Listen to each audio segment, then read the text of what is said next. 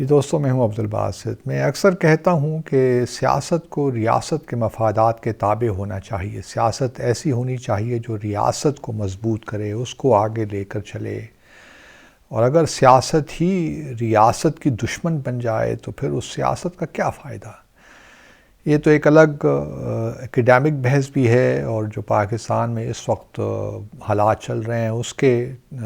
تناظر میں بھی باتیں کی جا سکتی ہیں، لیکن میں آج ایک اور بات کرنے چلا ہوں۔ ہمارے کچھ بلکہ آپ چند ہی کہہ لیجئے ایک دو ایکس آرمی آفیسرز ہیں جو کہ باہر بیٹھ کر آج کل ایک پروپیگنڈا کیمپین انہوں نے شروع کر رکھی ہے، اور وہ کیمپین کچھ یوں ہے کہ جنرل عاصم منیر جو ہیں ہمارے آرمی چیف، ان کی جو تقرری ہوئی وہ غیر قانونی تھی، اس لیے ان کو فوری طور پہ ہٹایا جائے۔ یہ بات بڑے عرصے سے، جب سے اپوائنٹمنٹ ہوئی ہے جنرل عاصم منیر کی، اس وقت سے یہ معاملات چل رہے ہیں، اور مجھے کہنے دیجئے کہ جو پی ٹی آئی کا سوشل میڈیا ہے وہ بھی اس بات کو بہت ڈیسیمینیٹ کرتا ہے، پھیلاتا ہے، اور اس کو ایک لحاظ سے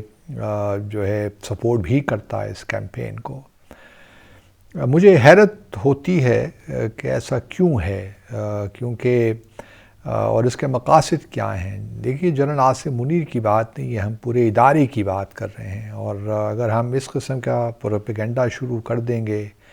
اور پھر ابھی جو نیشنل سیکیورٹی کمیٹی کا اجلاس بھی ہوا اس کے متعلق بھی ایسی گوسپ سامنے آئی کہ اس کا کوئی نہ تو جواز بنتا ہے، نہ کوئی حقیقت ہے ان چیزوں کی۔ اب جو جنرل عاصم منیر کے متعلق کہا جا رہا ہے کہ ان کی جو اپوائنٹمنٹ ہے وہ غیر قانونی ہے، تقرری غیر قانونی ہے، اس کا کوئی حقیقت سے لینا دینا نہیں ہے۔ یہ کہا جاتا ہے، یہ بات درست ہے کہ جنرل عاصم منیر کی جو ریٹائرمنٹ تھی وہ ہو رہی تھی 27 نومبر 2022 کو، اور ہمارے پرانے جو سابق آرمی چیف تھے جنرل قمر باجوہ، انہوں نے اپنا چارج چھوڑنا تھا 29 نومبر 2022 ہی کو۔ تو اس حوالے سے جو نیا آرمی چیف کو بننا چاہیے تھا وہ تو ایسا شخص ہوتا جو کہ ریٹائر نہ ہو رہا ہوتا، تو یہ کیوں کر ہو گیا کہ جنرل عاصم منیر کو وہ تو ریٹائر انہوں نے ہو جانا چاہیے تھا 27 نومبر کو۔ تو یہ اس لیے ان کی جو 2 دن کا ان کو ایکسٹینشن دی گئی یا ان کو آرمی چیف بنایا گیا 2 دن کے بعد، وہ تو غیر قانونی ہے بقول ان 2 اشخاص کے یا 3 اشخاص کے آپ کہہ لیجئے۔ اچھا، اب دیکھیے،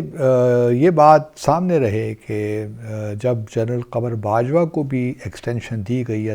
ان کا دوسرا جو ٹینیور دیا گیا، تو ان میں بھی اس کے حوالے سے بھی آرمی ایکٹ میں تبدیلیاں کی گئیں،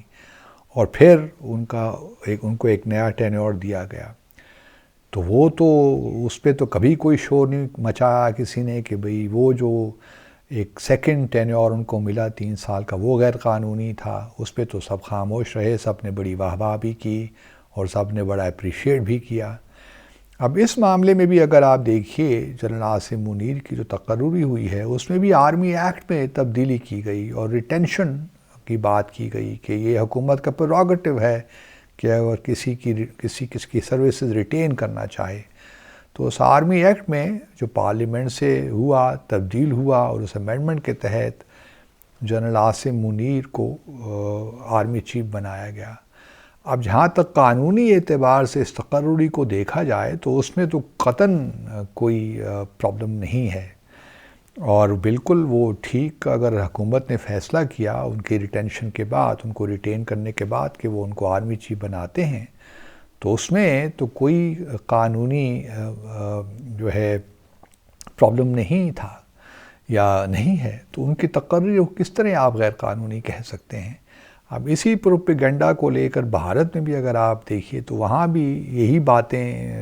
انہی اشخاص کو کوٹ کر کے وہ باتیں کرتے ہیں،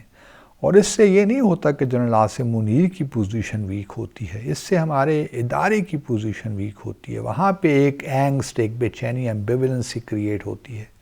تو یہ کسی طور بھی مناسب نہیں ہے۔ یہ آپ ضرور کہہ سکتے ہیں کہ چلیے ان کو کرنے کی کیا ضرورت تھی، اس پہ آپ بات کر سکتے ہیں، اس پہ بھی آپ بات کر سکتے ہیں کہ شاید کوئی پولیٹیکل موٹیو تھا اس کے پیچھے، اس سے بھی بات ہو سکتی ہے، لیکن یہ کہنا کہ ان کی تقرری جو ہے وہ غیر قانونی ہے، یہ بات مناسب نہیں ہے۔ آپ پولیٹیکل کامنٹ ضرور کریں، آپ کسی بات سے اختلاف کر سکتے ہیں، آپ کیجئے، لیکن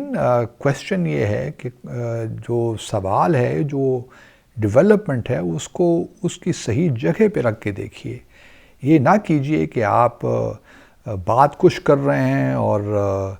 پروف کچھ کرنا اور چاہتے ہیں۔ وہ آپ کی ذاتی اناٹ بھی ہو سکتی ہے، ذاتی آپ کے ڈفرینسز بھی ہو سکتے ہیں، ذاتی آپ کی ایک لحاظ سے پریفرنسز بھی ہو سکتی ہیں، لیکن اگر حکومت وقت نے قانون تبدیل کر کے ایک صحیح چیز کی ہے تو آپ ان کی تقرری کو غیر قانونی یا غیر آئینی نہیں کہہ سکتے۔ یہ الگ بات ہے کہ آپ یہ کویسچن ضرور ریز کر سکتے ہیں کہ آپ نے کیوں کیا، آپ نے کیوں یہ آرمی ایکٹ میں کیوں تبدیلی کی ایک انڈیویجول کو ایکوموڈیٹ کرنے کے لیے، اس پہ آپ بات چیت کیجئے، اور وہ بھی تمیز کے اور تہذیب کے دائرے میں رہ کر، جس طرح ہم سب لوگوں کو کرنا چاہیے۔ ہم چونکہ بہت ایموشنل لوگ ہیں بحیثیت قوم، جب ہم کسی سے اختلاف کرتے ہیں تو اس درجہ اختلاف کرتے ہیں کہ تہذیب کے سارے جو دائرے ہیں یا جو حدود ہیں ان کو ہم پار کر دیتے ہیں، گالی گلوچ تک آ جاتے ہیں۔ یہ مناسب رویے نہیں ہوتے۔ اب کسی بھی قوم میں سب سے جو بنیادی چیز ہوتی ہے کہ آپ اختلاف رائے رکھتے ہیں اور اس کا اظہار کس طرح کرتے ہیں، اور یہ میں سمجھتا ہوں کہ ہماری قوم کا بھی یہ خاصہ ہونا چاہیے کہ جب ہم اختلاف کریں تو اس کو تہذیب کے دائرے کے اندر رہ کر ہم کریں، اپنی بات کو ہم ضرور بیان کریں، جو بھی ہم سوچتے ہیں ہم اس کو بیان کریں، لیکن اچھے طریقے سے، نہ کسی کی دل آزاری بھی نہ ہو، لیکن آپ نقطہ نظر اپنا بہتر طریقے سے پہنچا سکیں۔ اور پھر جس طرح میں نے پہلے عرض کیا، ریاست کو جب کسی چیز سے یا آپ کسی نیریٹو سے نقصان پہنچنا شروع ہو جائے اور دنیا بھر میں جو آپ کے ڈیٹریکٹرز ہیں وہ اس کا فائدہ اٹھائیں، اسی نیریٹو کو آگے لے کر چلیں، تو سمجھ جائیے کہ وہ آپ کی جو بات ہے وہ کہیں ریاست کو ضرور نقصان پہنچا رہی ہے۔ تو خدا را اس سے پرہیز کریں، اس سے گریز کریں۔ آپ ممکن ہے کہ آپ کی ویلاگس کے جو ہیں ویوز لاکھوں میں ہو جائیں، بہت آپ کی واہ واہ ہو جائے، آپ بہت پیسہ بھی بنا لیں، لیکن اس کا فائدہ کوئی نہیں ہے۔ یہ ریاست ہے، یہ ہمارا ملک ہے تو ہم ہیں۔ اس ملک نے ہمیں بہت کچھ دیا ہے، ہمیں اس کی قدر کرنی چاہیے۔ باہر بیٹھ کر ہم جس قسم کے نیریٹیوز بنانے کی کوشش کر رہے ہیں وہ بھی مناسب نہیں ہے، اور میں ابھی بھی یہی کہتا ہوں کہ اختلاف رائے ضرور رکھیں، اپنی بات ضرور کریں، لیکن جو بات بھی کریں وہ ریاست ہمارے کسی ادارے کو اندر سے کمزور کرنے کی کوشش نہ لگے۔ آپ سب کا بہت بہت شکریہ۔